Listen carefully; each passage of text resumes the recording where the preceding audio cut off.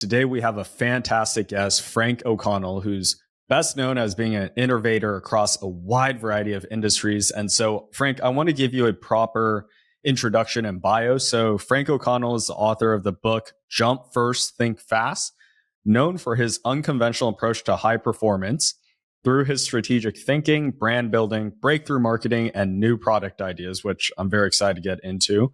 His accomplishments include serving as president of Reebok Brands North America, president of HBO Video, and CEO of Indian Motorcycles, among many other leadership roles across many other organizations.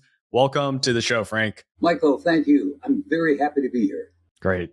And so you have such an accomplished career across a wide variety of industries. And I think that's something super unique to you. And before we jump into that, though, I kind of want to start from the beginning because I know this had a big impact on your life. And that's around your upbringing, growing up in a small town called Ovid in New York. Could you kind of share how growing up in that town influenced your career? Yeah. Michael, it probably had more to do with who I am. And I'm a big advocate in understanding who you really are than anything I've done since then. So I grew up on a farm in upstate New York in the Finger Lakes region. My father died when I was 2.5 years old, and my mother was a city girl. And I had a brother who was a year older. My mother decided to stay and learn to run the farm to provide a stable environment for my brother and myself. What happened was very early on, she encouraged us to get involved in projects and raise things. 4-H as an example. So we started raising and building a whole business. We eventually had 600 laying hens, 3,000 broiler hens. We got machinery, etc. But I also learned very quickly the value of hard work. My mother always had a mantra, the harder I work, the luckier I get. Yeah. And so we learned to work hard. But I also learned risk-taking and perseverance. So I can remember one day my brother and I are sitting in the kitchen. We're looking out at our 15 acres of beans that we're going to harvest tomorrow, and a hailstorm comes, completely wipes it out. So, we learned all the risks of Mother Nature and how you get up and, you roll on to the next thing. In another case, I think we bought all these laying hens, and we hit the worst year in 40 years for the egg market, wholesale egg market. So we said, my God, how are we going to survive? We ended up establishing an egg route in town, going door to door. On Friday night, my mother would put all the eggs in the back of the car. We'd drive and we'd sell door to door. So I really learned a lot about self-confidence, and that I could about outwork anybody else and succeed. So those were valuable lessons by the time I went to Cornell. And then Cornell, of course, was another set of great experiences, including the importance of finding a mentor early in your career. Yeah. And I'm really excited to get into mentors as well later on in the show. And so, Frank, I think one thing that's very interesting for anybody growing up in a smaller town that has ambitions to move into a larger city or, go beyond just where they grew up, what are some advice you would give to people that may have limiting beliefs about leaving their hometowns? I'm such a strong believer in moving into, new environments, particularly physical environments, where you're going to have a chance to be exposed to a wide variety of people who do things and have had careers you have never been exposed to before. And that's going to be a big form of education. So I just really encourage taking that risk of moving from your small, comfortable environment into a larger environment where you're probably going to be uncomfortable for a while to adjust. And you start to develop self-confidence, and also you start building relationships in that new environment that make you comfortable. Right. Yeah. And I think that's really interesting. Once you start to expose yourself to more ideas, people, like you say, physical environments, that's where your thinking and learning starts to really grow. Right. I like to think about everything is kind of like in a circle. And as you know more stuff, that circle continues to expand. And sometimes the opportunities lie outside of that, circle of what you know right now. And I'll say another thing now about, small towns and generally how you expand your horizons. Travel is the biggest educator. So back in my hometown, to those young kids, I say beg, borrow, and steal to travel at an early age as possible, even if it's out of the state to visit your friends in Florida or someplace else. Travel, and then of course for me the big educational thing is I totally believe later in your career you cannot understand the world unless you physically go to India and China. I'm just, it is so important because you're going to have a different view of the world. So, Yeah, I totally agree. I've been lucky enough to grow up where, my parents would take me on different trips on summer. And I remember one of the first times, I think it was second or third grade, I went to Taiwan, and it was a massive culture shock because obviously nobody spoke English. We're walking through the markets where people literally buy their groceries just from different vendors, someone selling vegetables, etc. And I remember seeing a specific incident where the butcher was there and literally chopping like, chickens live. And I was like 8 years old. I was like, oh my God. So that's where my food comes from. So yeah, I think the value of travel is so, so important. I know that your mom was such a important impact on you and your brother. And I grew up in a similar situation where my mom was, like my hero. I've learned so many things from her and still do. And so I'm curious, what are some of the key lessons you learned from your mom? well, the first one was definitely work hard. But, the second one also was to be caring and kind and genuine. And the other was really, the trick in life is you can see everybody else, you can't see yourself. So, she was big on, taking a good look at you as an individual and trying to understand what was really, unique about her. Now, I also learned a lot about economics and how to make money in a tough, in a very tough kind of environment. She was on the farm. She was really a big risk taker, but also perseverance. How to face everyday problem solving and adversity, and how to be positive and happy in that environment. Yeah, I can totally relate to that. Like thinking about my parents coming as immigrants to the US and seeing them kind of struggle and figure things out. There's a certain level of perseverance that, I appreciate so much more now that, thinking back, I'm like, wow, I can't believe the challenges they overcame. Right. And so it's really great to have role models like that growing up that you can see. One thing I want to dive deeper into is when you talked about the importance of knowing yourself, right? I think that's one thing that a lot of people may not ever even think about, or they may not know how to go about that, right? Because you're totally right. You can see everybody but yourself. Do you have any advice or tips or exercises that someone could do to better understand themselves? Yes, I definitely do. The first thing that I try to encourage in the self awareness is there are people around you that know you well and will be honest with you about their views of you, strengths and weaknesses, as an example. And those people, sometimes it's a spouse who probably knows you very well, but it's friends and other people who you respect and who will be honest with you. Now, then you can kind of go to another level, and it's interesting. We in businesses now, when we interview now, we're going to a new thing called an assessment process. And that's where we actually have an outside firm go take the person through a testing process. And it's not so much, it's to see what, what are your skills? What are you good at? What are you not good at? But a lot of it is try to get at who you are and what kind of a cultural environment you're going to do the best in.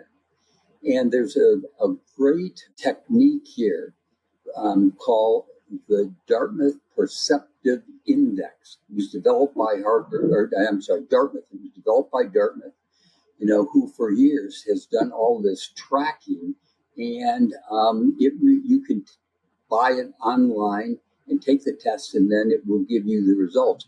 But they're actually firms now. I'm not suggesting. I actually had my son go through this, who's kind of, he's really a millennial, halfway, partly through his career. He just went through the process, and I knew, and I could see it from the outside, he needed to change career paths. Totally signaled him to make that change, and he made that change a few months ago and is very happy in this new situation. So, frequently I see people coming out of school. They're kind of following the herd and everybody else's value. They're greatly influenced by peer groups, and often when I counsel them, I dig deep into what's your passion, what's unique about you, and then start saying, are you at all following that path? Do you understand that? Or are you still operating under somebody else's values and you don't quite recognize it? Yeah, I think that's so important to consider. What are you uniquely gifted at or good at or interested at? And then mixing that with your passion, right? I think that's the path to a really fulfilling career where you're very motivated to become a high achiever. And I think the unfortunate thing is society, there's only a few different categories that we think of, like, okay, let me go down path A or B or C. And they're kind of more cookie cutter paths. But luckily, there's more pathways opening up and people are more open to that now. Yeah. Often what I do is, of course, when I'm, so many people call me their mentors, but throughout my career, a lot of it has been listening to them. And then I kind of make them come back to me and write, try to get into one paragraph what is unique about them. And often they need help about this because I've already seen in their background, this is not part of your job, but you're really good at this. You're really good at, interpersonal skills and communication and whatever. But you're sitting a job where you're just cranking numbers into models, Mm-hmm. would be an example of that. So sometimes they need help in seeing in digging at what their passion really is. Yeah. And I think that again is the power of that third party perspective, or in that case, a mentor to really highlight, oh, hey, here are the patterns I'm actually seeing in you. A few other assessments I just want to drop for our audiences. I found the DISC profile very helpful. I've also found Myers-Briggs interesting. There's another one called One Score that matches you up to a specific role. So it's an assessment, but it may be, let me take this assessment if I'm going into a project manager role or a different role. So it kind of shows you how well you would do or what a fit you are for a specific role or industry. I found that super helpful, especially hiring for our company. We use that a lot. And the last one on a more personal note is the 5 love languages. I think that's incredibly powerful, especially, with your spouse, et cetera. So even friends, just understanding how people like to receive, love, right? What different forms. So when I go in and, let's say, take over a company and we get a strategic plan together, and then we develop the right organizational structure for that plan, then we go in and do a full assessment of the management team, through all the testing, and they get a chance to talk, one-on-one with the counselor interpreting their results.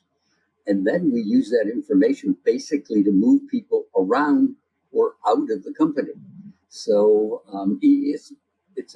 this fit is really such a powerful element to it. Yeah. And Frank, I want to put a bookmark on that because that's a topic I definitely want to get to in our conversation around being a takeover CEO and turning around those teams. That's a very important insight. Let's hang on to that thought because I want to give our audience a overview of your incredible career first, just to set some context there. So obviously you've worked across a wide variety of industries from, sports apparel to video games, baked goods, motorcycles, everything in between. So my question is, how were you able to, I guess, move along all those different industries, and what was kind of the common thread skill set you carried over? How did you navigate that? Because I think for our audience listening, they may be thinking about, well, I've been working in the same thing for 10, 20 years. Like, it can be very scary to even think about changing industries, but you've clearly done it many, many different times, have been very successful. Can you share some of your experience around that? Sure. One of the keys has been early on when actually I was at Cornell, I found that, God, I had kind of a unique skill for marketing and a huge curiosity about human behavior and understanding and predicting human behavior. I was just completely, and market research, I found early on, I loved market research. So when I started down in my first path, in the first job at Carnation and worked in all the departments and a lot new product development research, I found that the common denominator in every one of those cases was understanding the consumer. So you'll see in my background, every company I went to had a consumer, huge consumer element to it in understanding different products, different people, whatever. But the common element was always understanding the consumer. And then, of course, the big trick is then the ability to kind of predict behavior and then develop products, of course, that you place into that behavioral pattern. I actually found that learning the new industries was the easiest part. How does this industry function? And of course, in almost all of those industries, there are customers. You ultimately get to the consumer through either retail, selling at retail, or now a lot more direct to consumer. But also, I developed a real strong understanding of the customer and how I used to, when I'd go to a company, they would always find it. I go to the baking business and I'm riding the routes at 4:30 in the morning as the new CEO with the drivers so that I can talk to the retailers and directly see how the product is interfacing with the consumer and try to get from the retailers what was important to them. So the second element of that is understanding the customer or the channel that you have to go through. So, and probably the third one was I just have been lucky in that I'm creative and think out of the box, or often in a larger box. So I'm very comfortable with ambiguity. So that's probably another critical element. And I think what I heard from what you just said there is around, again, identifying what are your unique skill sets and being able to apply that. It doesn't matter then what industry, right? And from a business perspective, I think when you're talking about the focus on consumers, I think that's crucial. And I think that's something that maybe not as common these days with some of newer entrepreneurs or business owners. They kind of think about the industry, but they kind of forget to get to the ground floor of that consumer. In your book, I remember the part when you were talking about when you were working at Reebok and you guys were coming up with the pump shoe, and how instead of bring in a bunch of athletes to tell us how to design this shoe, you guys, I think, were going into neighborhoods of the kids that actually would be wearing these shoes and understand what's the feedback for the people that are actually playing, pickup basketball. And so I thought that was so insightful. Yeah, it was fascinating. The inner city kids, there's famous inner city players, star athletes that probably could have been in the NFL or the NBA or whatever. And we saw the power of those inner city kids. And so we actually started inviting them into our design groups. So we'd have, lots of kids with dreadlocks and whatever, and we're listening to them. So Yeah. The next thing I want to ask is, I think a theme throughout your story has been about creating lasting relationships throughout your career. Can you share some insights about that? I just learned early on, and whether it was my mentors at Cornell who were so influential, with me and kept those relationships forever throughout my careers. And then throughout business, a lot of the promotions I got and risks that people took on me was a result of a relationship, often a personal relationship. So, and people that really believed in you and supported you. And the other part of that is, as I look back, people are amazed at the number of those relationships that I have maintained throughout my career. My original important mentor that I mentioned in the book, Bob Kirby, in the baking business, who gave me my first shot at the general manager job in Seattle. We became good friends with his families. I'm in Vermont because he has a house 6 months away. I'll see him on Friday night and his family for dinner, know his whole family. There is a complete lifelong of 50 years of that relationship that has been so important. But a lot of the promotions I got was a very senior executive like Ed Krakauer moved, from Hunt Wesson. He went to Mattel. And all of a sudden I got a call from him and said, look, we're looking for somebody to run marketing in this new, video game division. Frank, I think you're the right guy. Oh, are you kidding? I'm moving from food to video games. But he knew me and he knew my skill base. So here he was totally influential in carrying me to a whole new path in industry. So, and the other part of that is, it's like the Harvard psychologist. Also, relationships are key to your happiness. Right. There's just no way to say that, any differently. And also, constantly trying to help people out. Somebody said, a young person asked me a few years ago, well, how do you build these relationships and whatever? And said, the old fashioned way, you do things to help other people. I love that. I recently read a book called The Good Life, which I think captured a Harvard study where they followed people for, I think, like 90 years. It started with the participants and their kids and their grandkids. And I think the book in a nutshell, relationships is the number one thing to having, a very happy and fulfilling life. Yes, totally. Harvard had another one, and this fits also with what we're talking about, keys to success, and that's flexibility. If you encounter so many situations, if you get locked in and you're rigid, you're going to have a tough time in life and relationships. I mean, you've got to just be now so flexible. You got to be able to shift your targets. You got to be able to bob and weave. And now, particularly in running businesses, we used to put together a strategic plan. We'd visit it once a year. It'd be good for 3 years.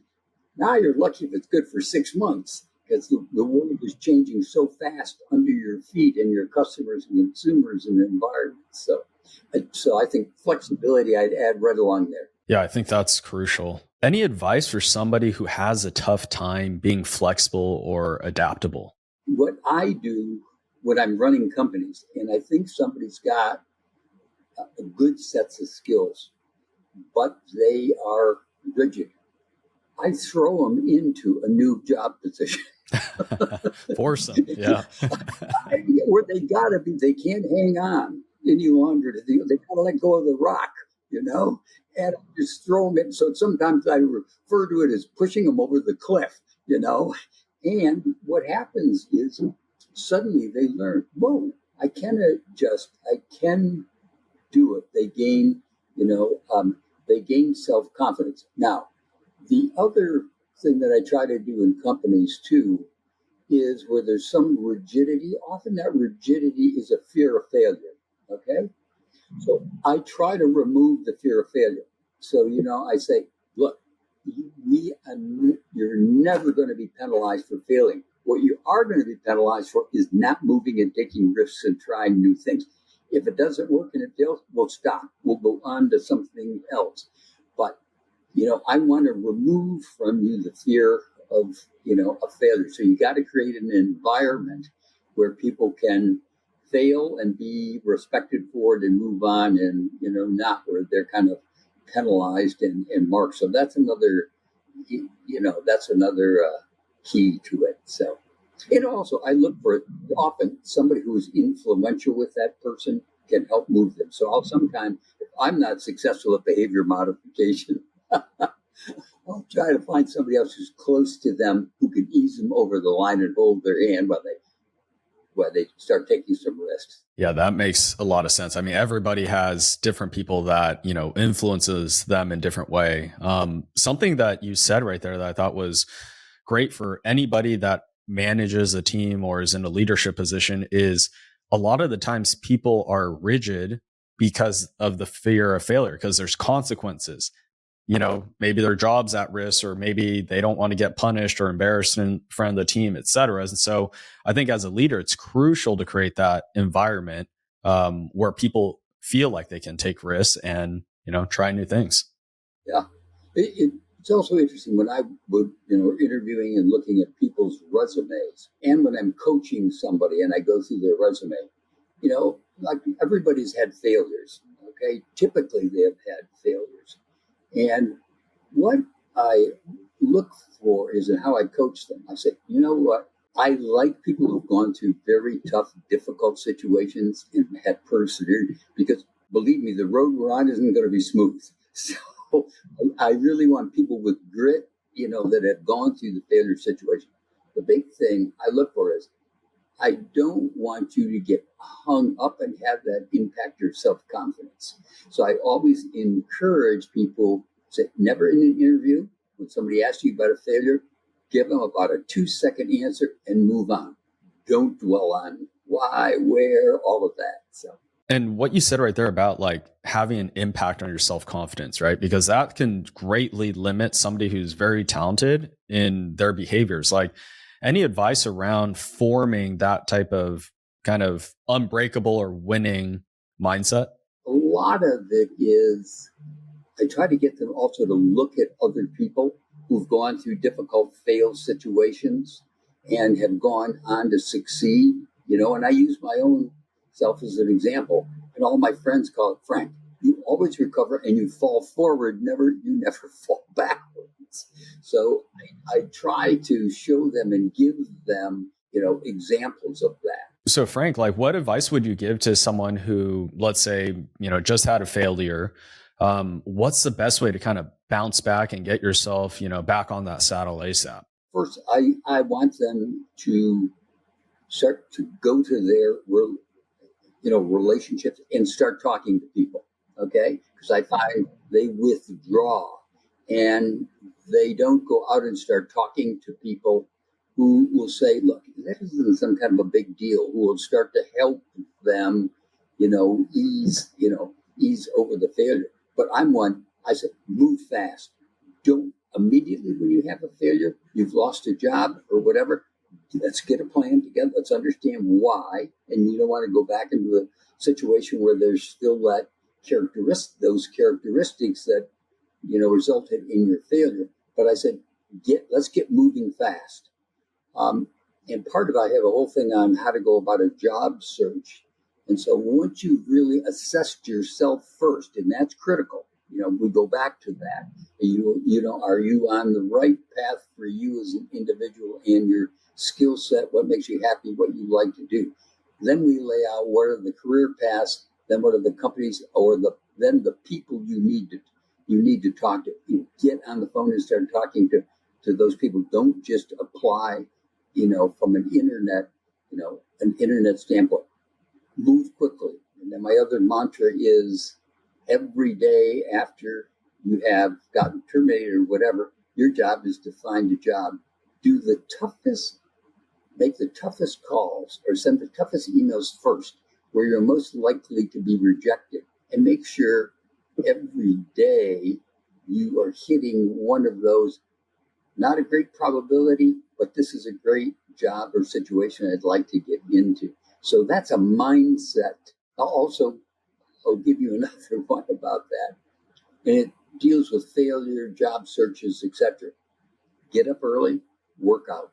Mental health, get the positive juices going, that give you strength to face the tough shots that you're going to have to take. It has a lot to do with your ability to deal with pressure and failure. Yeah. There's so many parallels between physical exercise and, your mindset, right? And one thing that I found super helpful was anytime I'm in a period of my life where I'm doing a lot of running, it starts to build that mental fortitude when I'm training for a marathon or a half marathon, and you deal with the same challenges, right? There are times where you want to give up. You have that voice creeping in your head. Okay, we've done enough, or, oh, let's stop now, or et cetera. And same thing happens in business. And one thing you touched on too, that I thought was very interesting was doing the hard stuff first, right? I think there's some, I don't know, phrase about eating the frog first, right? So whatever you don't want to do that first, because oftentimes we'll do all the easy stuff. And then at the very end, when we got the lowest energy, the hardest thing still remains, right? So take care of the hard stuff first. Yes, definitely. And I try to, of course, I'm sure, try to encourage everybody to set priorities. I'm a big one in 5. Get your 5 priorities for the day. Make sure you establish what's number 1, 2, and 3. And number 1 should be a tough one first that offers the biggest gain, but, going to be most difficult to get there. Yeah. And I think sometimes keeping things super simple, like lately, I've just been literally I've always been a big planner. So, I have my whole week planned out. I got my different initiatives. But one thing that I found really simple on a day-to-day basis, taking a post-it note, here are the top 3 initiatives that absolutely got to get done. It just feels good to actually cross those out, right? So it doesn't have to be overly complex, but you have to have a clear roadmap of what is important for you to work on. Absolutely. Yeah. They said, I think there's an old adage that most people work on the urgent and unimportant. Very true. Very true. Yeah. It reminds me of that, the Eisenhower matrix, right? Where it's urgent, not urgent, important, not important. So we got to make sure we're working on the right quadrants there. For people that are thinking about changing careers, right? What are different ways you would think about them making that transition? Is it first talking to people in the career? Is it taking a course about it? How does somebody go about that process of changing industries or careers? I think we go back again first to really understanding yourself and your skills and what you like to do, etc. And then I move from there to try to identify the careers and the specific companies and jobs, so that's part of the plan. What are the companies that have those positions and those types of jobs? And then, of course, you can go on the internet and they start looking for openings. But then I try to encourage people to quickly find people or friends of people who work in those industries or always in those companies, okay? And call those people and get input. Another thing that I encourage is, so you've now chosen a new career path.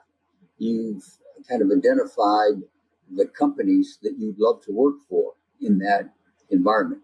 Then I start immediately and I look at the management teams and the boards. Is there anybody in there from Cornell? Because I know they'll talk to them. And if anybody approaches me from Cornell, any kid at any stage or career path, I'll talk to them, So and of course, as you know, you can go into your college database and you can find people in those companies and in that industry and contact them. So to me, that is a big resource where you can get people to talk to you. And then I always encourage everyone, once you send in a resume, 2 or 3 days later, call. Don't just sit there, call. So, those are some of the big ones. It's also, I know, often I'm, counseling a kid now wants to make a major career path change. And of course, his big concern is, geez, I'm not going to earn as much money, as I did before. And I'd say, first, find a company where you can move fast. Okay, because you got a great set of skills. You're going to learn this industry really fast. So make sure there are some, strong paths forwards. And then when you interview, make sure that's the case. And that if you demonstrate success early on, you're going to be able to move along. And said you probably are going to have to take that risk of a lower income for a period of time, but you'll be very happy you did. Yeah. Taking a longer view of that situation, right? So thank you for those tips, Frank. So now I want to circle back to what you hinted at earlier was, your period of, basically being a takeover CEO. And so I guess the first question is around when you take over the helms of a new company, what are some of the first things you look at or do? We kind of mentioned one, which is I go right to the ground floor and say, give me all the consumer information you've got and the trade information. And the crazy, I want to go visit the stores. I want to visit the customers often before I even talk to the executives to form my own opinions. Then the next thing is really putting together a strategic plan, which is the path forward, and to do that with your management team so that you all get aligned on that path forward, okay? And also, what's the right organizational structure? What is the talent you're going to need? But in many of those cases, 3 of those cases, I had to make very tough decisions on terminating a lot of people into the hundreds because we did things like at Gibson Greetings, we needed to outsource all of the printing production, 500 people. We were just totally inefficient, didn't have the technology. It was much cheaper. In the case of Skybox, we destroyed millions of dollars of products so that we can convince people that we weren't going to dump this product on the market and make the cards they were holding cheap. And at the same time, cut the staff by 300 people. But what I try to do is I'm dead cold honest with the organization. So when I first go in, I could be there a day and I call the entire organization together. And sometimes it's hard to find a room large enough because I want people from the production floor all the way through the organization. I want them to hear it from me, not interpreted by a supervisor. And basically, I tell them, number one, I tell them who I am. I said, I'm going to try to save you a lot of time of looking me up. Let me tell you from my perspective and what other people have said about me. Here's who I am, and here's what's important to me, and here's what's important to me in an organization. Honesty, straightforwardness, etc. And then once I have a plan, a grip on what's going to happen, and let's say it involves a series of tough decisions on terminations, I call the organization again together, and I'm very honest with them. I said, and I often show them more financial information than they have ever seen or anyone ever shared with them. So I take the most critical stuff and I say, if we stay on this path, we are going to fail and be non-existent. Everybody's going to lose their jobs. And say, here are the cuts we've got to make, okay? And we've got to do it quickly. I also try to have, I've had a couple of very skilled human resource consultants who've worked closely with me because we then work on how can we help in placing those people.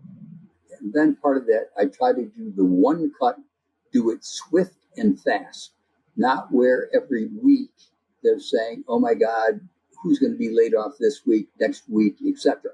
Now that's tough sometimes, but I try to say, look, I'm going to try to make one cut. That's going to be it. And often your greatest concern is not the people who left who you're trying to help, but the people who are staying, understanding because their workload and pressure is going to increase substantially. But then once we get the plan, then that's delegated, broken up, and everybody has a piece of it, and we make them accountable for that piece, and constantly review with a set of goals how we're doing. And then I constantly report back to the whole organization on this is working, this is not working. Now, the other part of that may seem very strange is I believe in a high sense of humor to handle pressure and also having fun. Mm-hmm. So I try to do everything I can during that time to also, I brought everybody together with their families. And I kid, but I saw one of my greatest weapons is pizza. Everybody loves pizza. Yeah. So, I would have these invite the family in at noon, all the families in at noon, and whatever we'd serve, all of this pizza. Because often it's the family at home that also gets the pressure from the job. We'd have picnics, do various other things and crazy as it seems, I often have had the best morale when we've been in the middle of a very difficult turnaround situation because, everybody pulled together. And then, when we start to grow and we solve the problem and we start to grow the company again and profitability again, also is to have incentives so that the people that are staying are going to be, whether it's stock or, bonuses, or sometimes when I couldn't afford that, I did, just meals. Said, okay, what we're going to do is with this whole group, I want you to take your family to dinner on us. So, constantly make it. And then I do a lot of self-deprivation relative to humor. And I'm really known for that and I smile a lot. So people are always saying, Frank, we're in the middle of a crisis. How can you possibly smile? But that is a positive attitude that pervades the whole organization, which says we can do it, and it's not life-threatening. Okay, it's business, but it isn't life-threatening. So those are some of the keys. Overall, that was an absolute masterclass playbook of turning a company around. So thank you so much for sharing that. Some things that came to mind as you said, the humor part, as silly as that sounds, it's so important because as the leader of the company, people look at you to understand, okay, well, what is, the environment like, right? So I think that really does help to keep morale high. When you're talking about if you need to make difficult decisions, such as doing a round of layoffs, do it all at once, right? Because there's nothing more just grinding and draining as, here's a few cuts, here's another few cuts, and then everybody's scared for their jobs, and that affects productivity. And you kind of create a scenario where people just lose that cultural bond. So I think that was very important. I'll have to tell you one story on the humor side, because sometimes I'm known for taking it to extremes, and I don't know how it's going to work. But I had just taken over a new division in Denver, Colorado, of 5 baking operations, and I had fortunately had a very successful run at my first general manager job in Seattle, where we invented granola and a $500 million product. So then they had me take over this new former division in Denver. So the first budget meeting came up, and God, we were so far behind budget. And we were having the corporate staff all fly in the next week, to the Denver airport and have our meeting. So I took my whole group to Shepler's, which is this famous Stetson hat store. And we put out hats that matched all of the corporate officers, like the president was sheriff. We call him Sheriff Bob. We got him a sheriff's hat. He used to throw pencils in budget meetings, so we had a bandolier for him, and then, Buffalo Bill and whatever. So we sent the hats off to the corporate headquarters the week before the meeting. I didn't hear anything. I thought, oh my God, Frank, you've really blown it. Then I got a beautiful poem from the CFO in perfect iambic pentameter, and he ended up, his poem was saying, I sent a poem, and my poem said, let it never be said these hats were given instead of getting out of the red. Okay. Then his poem came back, and it was great. In the end said, the only mystery remains is where in the budget did they hide the hats? So they fly in the corporate jet that week. It lands. I'm known as Robin Hood and his merry men. All of my people are dressed in Robin Hood outfits. When the door of the plane opens, there's a red carpet, and I've hired the high school band to play Hail to the Chief. So, and then, took them all off for a wonderful dinner someplace, anything to distract them from getting into the numbers. But it's known as an absolute extreme classic of the use of humor to diffuse the situation. So anyways.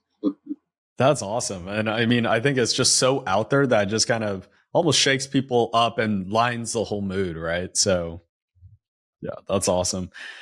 Let's talk about recruiting top talent, right? There's no way to kind of turn around a company without recruiting some top talent. What have been some of your experiences or tips around building a high performing team and attracting top talent to join you?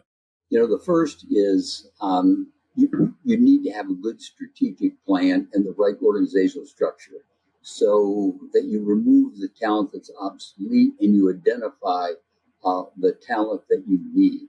So, I mean, I think that is, that's absolutely critical. And then, I've used about all of the well-known executive recruiters, but a lot I try to recruit through our relationships to get people that, they know and know me and know the situation. So we just cut down the probability of, making a mistake. People join, yes, because they can contribute and because of the opportunity.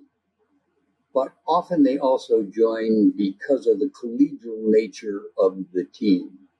So I try to bring in somebody I'm recruiting to meet, not just me, but to meet the team and get a good understanding of the people that they're going to be working side by side with. And I found often I've been able to overcome where I couldn't pay them as much as they were making in a current situation or a lot of other issues because they saw themselves really enjoying being surrounded and could learn from the people that they're working with. Now, also, we do use testing techniques. And I mentioned this FIT technique. I'm going to give you an example. In our toy company, Schilling, which we have now in North Andover, Mass, great company. And later we're going to talk about what business are you really in, because we're really in the child development business. We had gone through maybe hiring four top executives, and we blew it, and we couldn't even understand how come we'd all look at these individuals, how could we miss? So then we went to a firm in Boston and started doing the assessment technique and using the predictive index. And we put the whole current management team through it so we could see the fit of the team. And I even took it as a board member because I wanted to see how close were they in what I thought was accurate about me. And they compared me to other CEOs, they were right on. So then we made it mandatory on any of the new hires that we put them through that. In the last probably year and a half, we've ended up with a phenomenal team.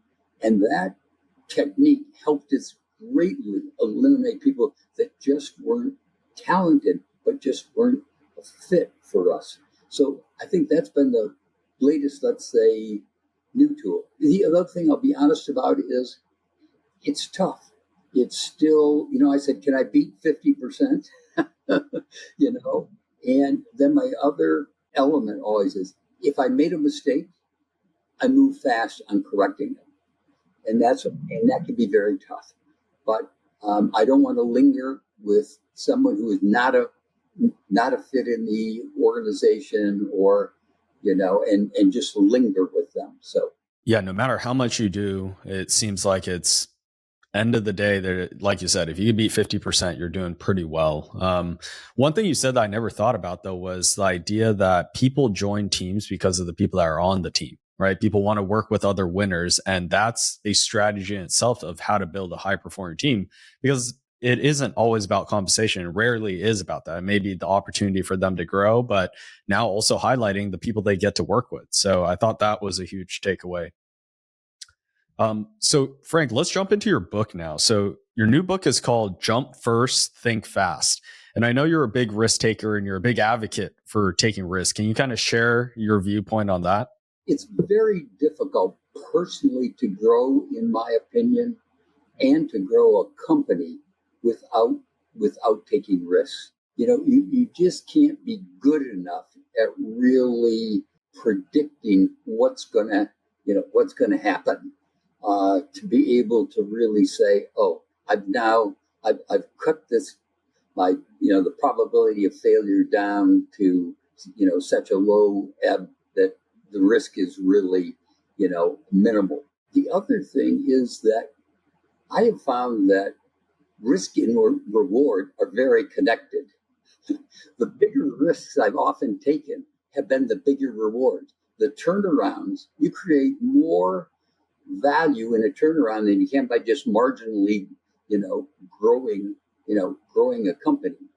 But but the risk taking is critical. And a lot of what I find is that, and when I'm coaching, is that people impose on themselves restraints that prevent them from taking risks. Things like, whatever. I'm not that kind of person, or I'm just worried too much about this or that, or, things that sometimes can come all the way from their childhood. Uh, a lot of it comes from there, where, they were admonished for failures, or, whatever, weren't encouraged to take risks and to fail, and to, and to rebound. But for me, and the other part of it is, I after a while, I found it to just be fun, that I could move and keep moving. And it was so critical, I found, to my growth. Each risk brought a whole new personal kind of, development, development for me.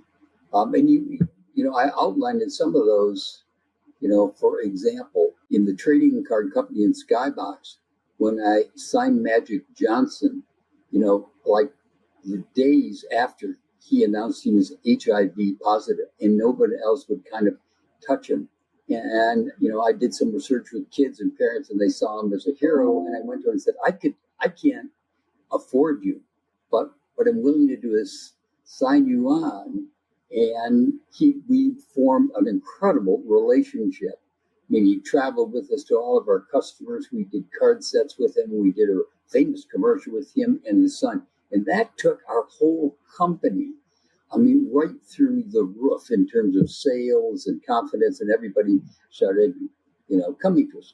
Clearly, the Reebok pump in doing the bungee jump commercial, in the comparison to Nike, where they come back up and the Nike shoes are, and people said, "Oh, Frank, you're crazy. Every mother in America is going to call you," which of course I said, "Good, I'm going to get some awareness." But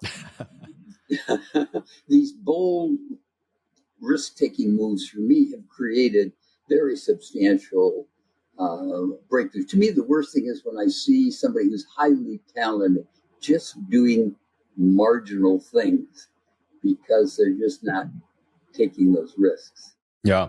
And it goes back to kind of what we talked about in the beginning of knowing yourself. And part of that is understanding the limiting beliefs you have due to your upbringing. And when you're talking about that, I think about, again, my upbringing was I think the confidence for me to take risks and be an entrepreneur has come from when I was growing up. My parents supported me in anything I did. If I wanted to go skateboarding, if I wanted to get into paintballing or basketball or art, so I had the freedom to kind of explore. So regardless of what limiting beliefs you might have growing up, us now as adults, it's our responsibility to take charge and understand how can we work through those so we can be in a position to take risks to, kind of have a fully explored life. Yes. And now, of course, because I have, millennial children, etc., in business. And of course, it is constantly supporting them, to take these risks, make a change. make a job change. And I said, you'll never be worse off. I said, it's like almost never. So absolutely. And Frank, what would you say for somebody thinking about, picking up your book? Obviously, I've read it, and it's a fascinating journey and insight into an incredible journey that you've been on. But what key lessons, or who should read your book? Well, what's interesting is at first I thought the audience was going to be somewhat, narrow, which was people in business, particularly young people early on in their career, or people making career path changes, okay, in particular, who need to take risks or be, as we talked about, kind of get released from the things that are holding them back. But, what I found is it is a broader audience. It is people in relationships. In some cases, a lot of people stuck in personal relationships that they really need to get out of, where they're being, again, held captive by their own behavior and are afraid to take that risk to move out of that comfort zone. So we've really found that it is, a much larger audience. And I'm finding as many people are contacting me, and I'm coaching during any week. I have about 4 or 5 people I call, and I love doing it. But also a fair number are trying to make radical career path changes that they should have done years ago. I'm finding that now very, very common. And also, we're in an environment where change is happening so fast, and change in business, always it just intrigues me. People are terrified at AI as an example, and business is changing so fast that suddenly people who were kind of in stable situations and maybe stable careers aren't so stable any longer. So more people have got to be able to move and take risks than ever before. And in many cases, of course, they've got to learn whole new careers. And a lot of what I'm encouraging them on is I'm saying, you're worried about going into a company because they've got a lot of executives that have been in that industry forever. And I'm saying, hey, the rear view mirror isn't worth much any longer. What we want are people who can learn fast, who can look forward, who can be collaborative and work with other people. That's now one of the major skill sets, not what you've done in the past or what techniques you've used or tools you use. We're in a whole new world. We want adaptable, bright people. We'll teach you. And Yeah, you're totally right. Things move so fast that it's, move fast or you're going to get moved either way by innovation. So you might as well get with the current. One thing I want to end the conversation on is one of your mantras is have fun, be fun. Anything you want to say about that? Yeah. First, people really want to be around other people that are positive and fun, that create a fun environment. I mean, that's kind of the thing that attracts them. And I find no matter what, I can be in the most difficult situation and find a way to really have fun and enjoy it. But I also think it's really important to be able to create fun environments for other people. So it gets you by dealing with all of the pressure. It also is the greatest leveler. So, when I'm in meetings, in a board meeting, and I see a personal thing start to, develop, then I'll just throw in humor to level everything, to kind of say, hey, we're kind of all in the same environment dealing with the same thing. Let's have some fun with this, okay? Yeah. Awesome. Well, Frank, thank you so much for coming on the show today, sharing all your incredible insights. Everybody check out his book, Jump First, Think Fast. Thank you so much, Frank. There it is.